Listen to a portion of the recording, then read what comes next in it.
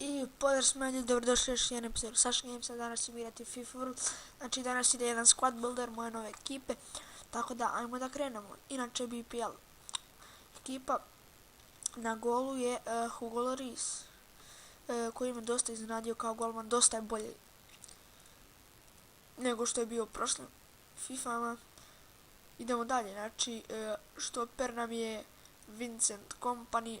Šta njemu imam da kažem nego da svaki korner je njegov i nikomu ne može prići u duelu. Ovdje je Lauret Koščelni, nisam kupio upgradeovanu karticu, nema veze, idemo sa ovom. Desno nam je upgradeovan iz Zabaleta, lik neki ga je slučajno stavio za 4000, ja sam ga odmah kupio. Bio je najjeftiniji plus je bolja kartica ova. Levo je Gal Kliši sa dosta dobrim ocjena, samo što ima malo slabiji fizikal, ali dosta je dobar u igrici.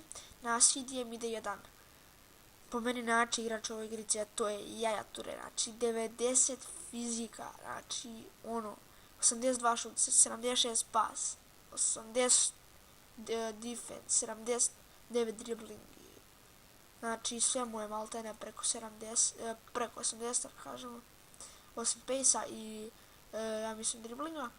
Ovdje je Willian, ne znam da li je bolji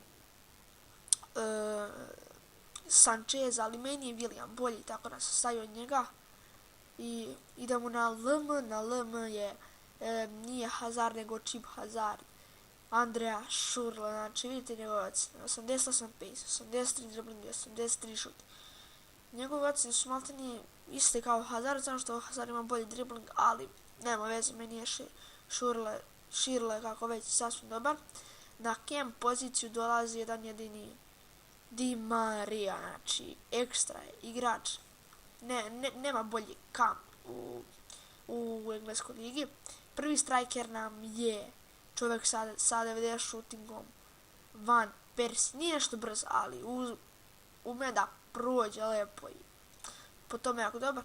Zato je pored njega jedan malo brži, ali ne toliko brz, Diego Costa. Moram kupiti njegovu upgradeovanu karticu, tako da idemo njegu. On ima 88 fiziku, znači dosta jak, za razliku od Van Persie koji ima 68 fiziku.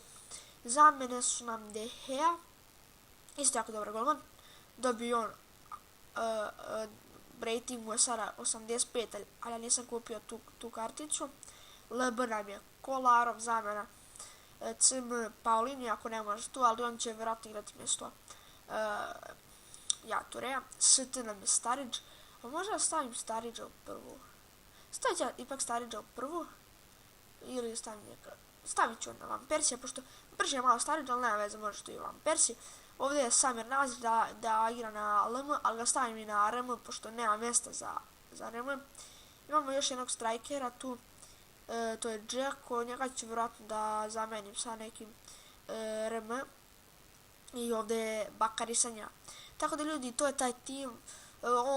Ovaj tim košta oko 420.000, ja mislim da je tako nešto. Tako da ljudi, ako vam svidio ovaj klip, lajkujte, šerujte, subscribeujte i uživajte u sljedećeg klipa. Ćao!